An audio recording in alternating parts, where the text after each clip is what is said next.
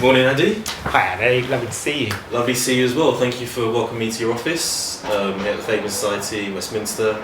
You are the General Secretary for the Fabian Society, an organisation, a member-led organisation that I've been a member of for about 15 years. It was actually my first entry into policy or politics before anything else. So a long affiliation, a long admiration. And we'll spend about 20-30 minutes a day talking about your history here and what the Fabian Society does. And kind of what policy making looks like in today's world and the political landscape and that kind of stuff.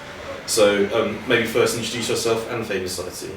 Yeah, sure. So I'm Andy Harrop. I'm the General Secretary of the Fabian Society, which is an old-fashioned word which means Chief Executive, but it's actually the same phrase that the trade unions use, and that sort of like shows the sort of our roots in 19th century socialism. So the Fabian Society is, it was founded in 1884, so over 130 years old, and really it was founded in the 19th century as sort of like the intellectual sort of wing of British socialism, and it was always a sort of a contrast to sort of revolutionary and radical socialism, Marx and communism. So it's sort of like saying we can achieve sort of radical ends through gradual change and through parliamentary and democratic processes. So that was sort of like where it started from, as I say, over 130 years ago, and was very bound up in the trade union movement and then the foundation of the Labour Party. So in 1900, the Fabian Society was one of the original founding organisations that created the Labour Party. And ever since then, we've been an affiliate of Labour and a sort of a source of ideas and sort of new policy thinking, close to but independent from the Labour Party. And as you say, we're a member organisation, so we have about 7,000 members like you who basically join because they share our values and sort of our outlook on politics, but also because we're a fantastic member network, and a lot of our activity is members doing things together for themselves. So we have policy groups of experts working on sort of a particular topic, and we have also the Young Fabians, which I know you used to be involved with when you were a young man. When I was young, yeah. And the Fabian Women's Network, and we've got networks in Scotland and Wales. So a lot of our work is actually done by members working together, as well as we have a staff team in this building of we're quite small. We've got about a dozen of us, and we have expert researchers who will work on particular policy topics, trying to feed in ideas and new thinking, as I say, to the Labour Party because we're an affiliate, but also to politics at large. So we want our ideas and analysis to be of interest to decision makers across the board. And maybe we can start off there about how you get your ideas to policymakers.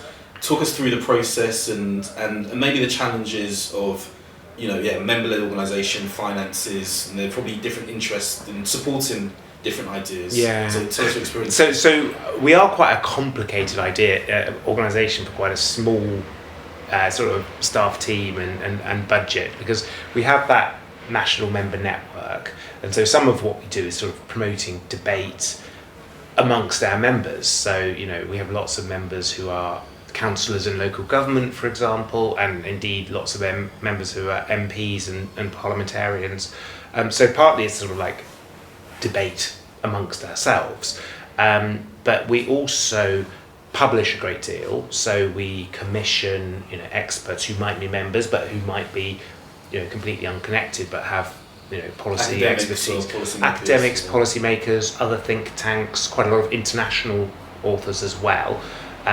So really that's us sort of curating a platform for ideas, and we have a website, we have a quarterly magazine, and we also publish pamphlets and reports with the sort of bringing external experts to our members, but also to the frontline politicians.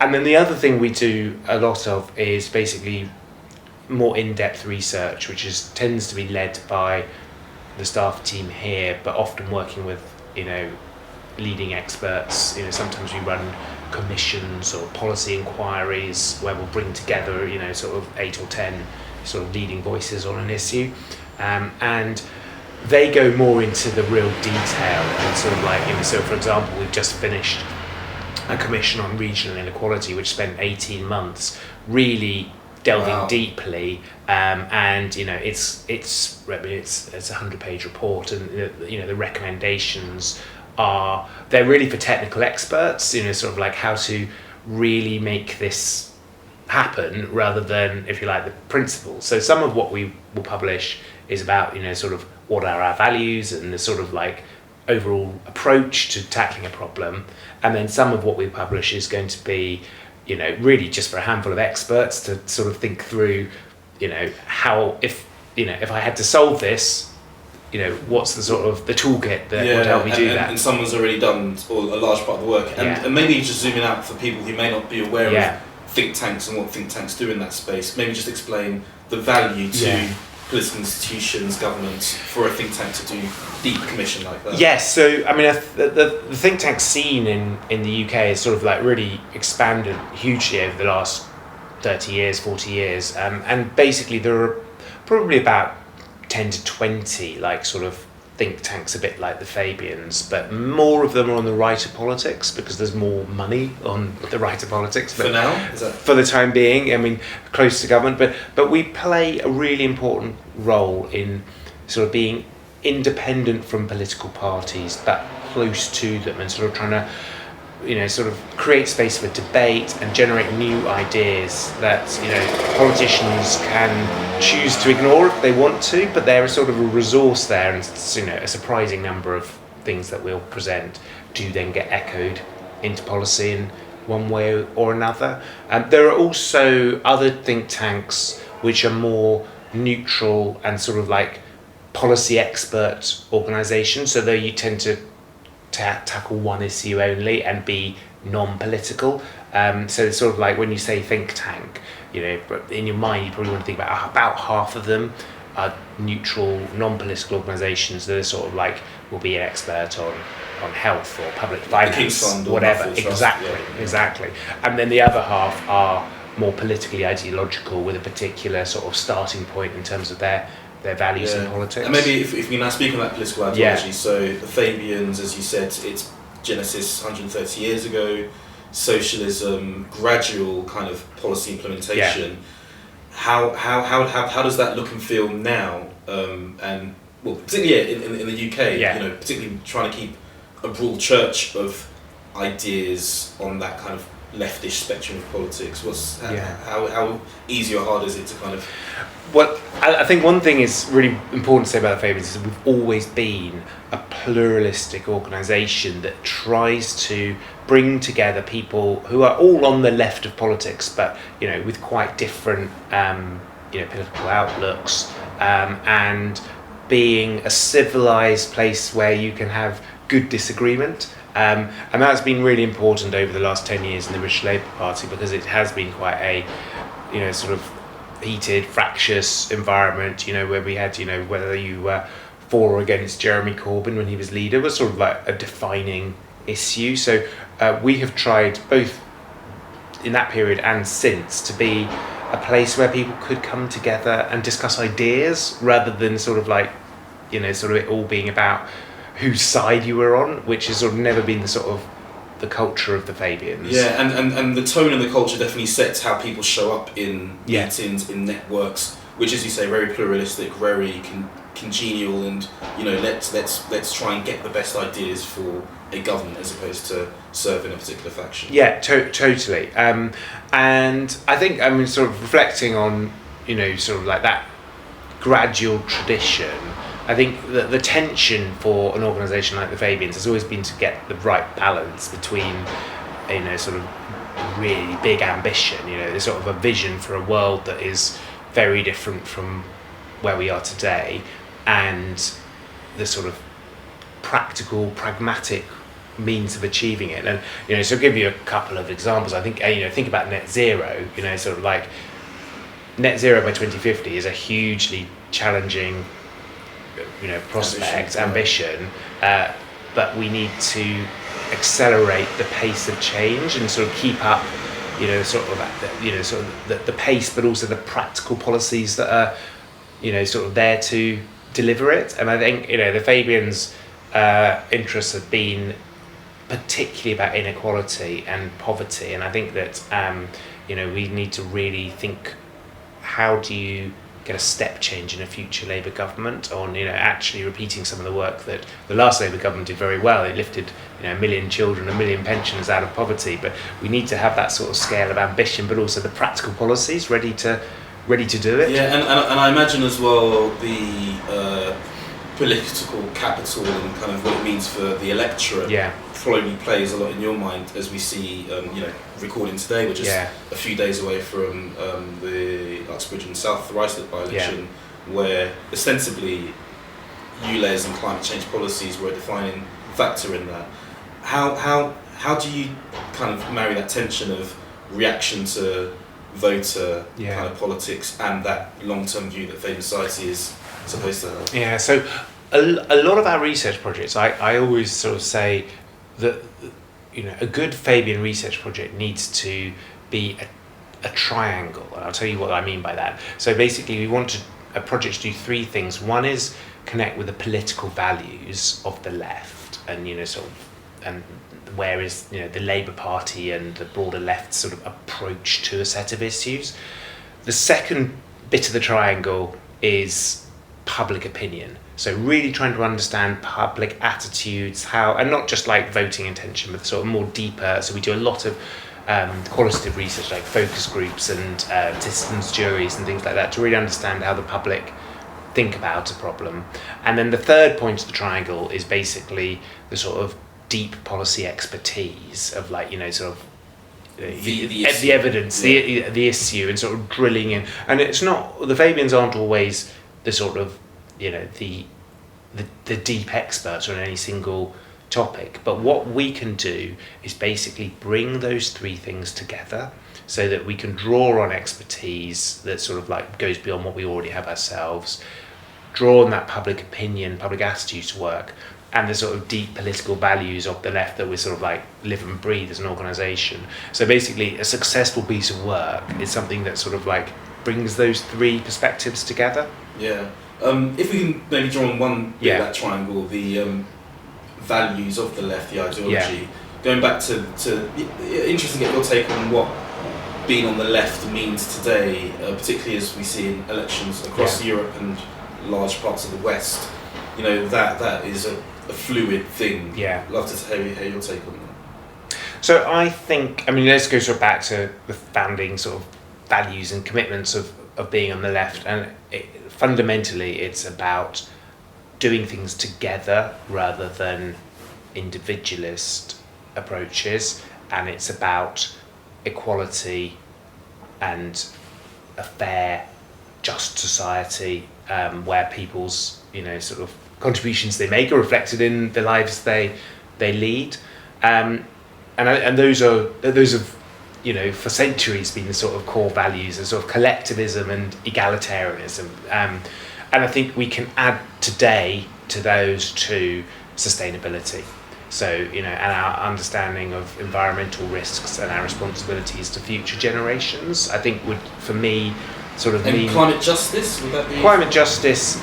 But also thinking, in that long. So climate change is the defining issue of our time, but also broader responsibilities to future generations to hand the world on to them in a better place than it is. Sort of, if you like, it's solidarity writ large over time, isn't it? So I think that those are sort of, if you like, starting at fundamental sort of philosophy where you go from. I think in terms of what that means in our practical politics, the key contribution the Fabian Society made over history was the development of the British welfare state. So, our, the health service, our public services, education, and also social security, so that we have enough financial support for people in times of need.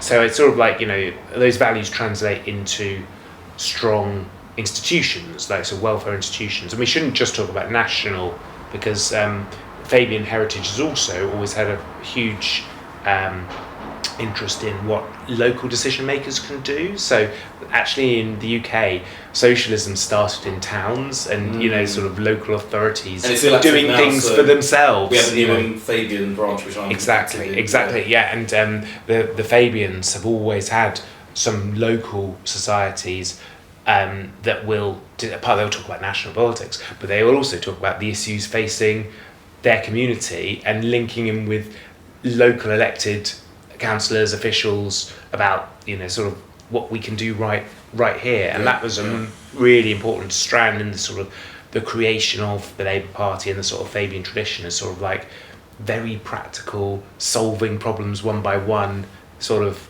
often at local level rather than national level. And incidentally, I'd say that I think that you can see quite a lot of that in Keir Starmer, because his background is as a lawyer and a public administrator, and I think that although he's obviously got strong left values, and I think that he probably through his life has sort of applied them in that very practical, dealing with a problem in front of you sort of way, which is sort of it's one really important strand of the Fabian tradition, which goes alongside the sort of more philosophical, intellectual values sort of perspective. And even going a bit higher now, the paradigm of left and right has been around for a couple of centuries. I think from French Revolution onwards. I think something like that. It's been incredibly resilient. Do you think? I mean, most people I think would say it doesn't represent the nuance of today. Interesting to hear your perspective on that, or it's just a very helpful dichotomy that probably just needs to be pragmatic about and just have and live with. Or so you do need to recognise that to some extent it's an identity. It's sort of like sort of in groups and out groups, so that people self-define on the left or right. But there are definitely clusters of ideas that sort of very clearly sort of linked together as left and right, and we've already talked about. I mean, my take on it is collectivism and egalitarianism sort of define. Sure. But and then if you look on the right, actually, I think in some ways it's maybe more interesting the changes that have been going on in right thinking over the last 30 years. Is not an immediate process, but it's sort of epitomised by Donald Trump, where you have this sort of populist right, anti-establishment, when it's just traditionally the right has been about protecting the interests of rich elites. So you've seen a sort of a wholesale change on the right, and much less, I think, reaction on the left, and to maybe playing catch up a bit. But what you do see on the left these days, far more than traditional Labour politics, is a strong social liberalism. So which I think comes from the sort of liberation movements of the 60s and 70s onwards, but wasn't an original sort of core part of sort of left politics and identity. So I would say that that's sort of like grown out as a much stronger sort of dimension of left thinking than it once was. And as I've already said, add to that environmentalism, which again emerged, and actually I think it's probably the one area where you can genuinely say that it's not a left or right thing, that everyone can care about environmental justice, but it's certainly been very effectively woven into the politics of the left over the last few decades. And as with any political kind of conversation, I think political opponents will weaponise it or try and use it for different means. So it'd be interesting to see if that can kind of continues, that it is seen as an issue for all generations.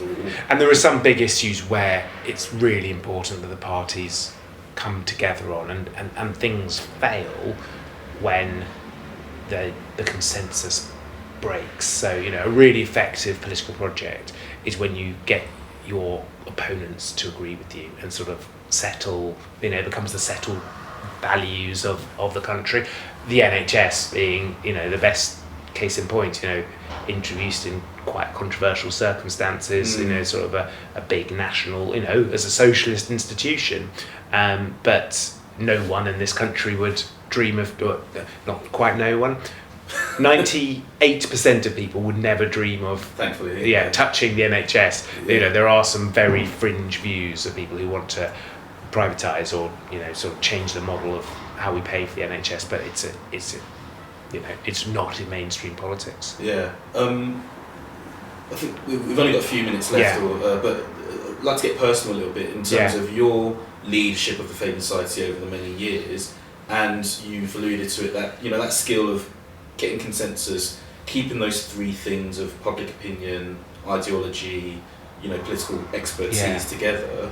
What have been the highlights for you?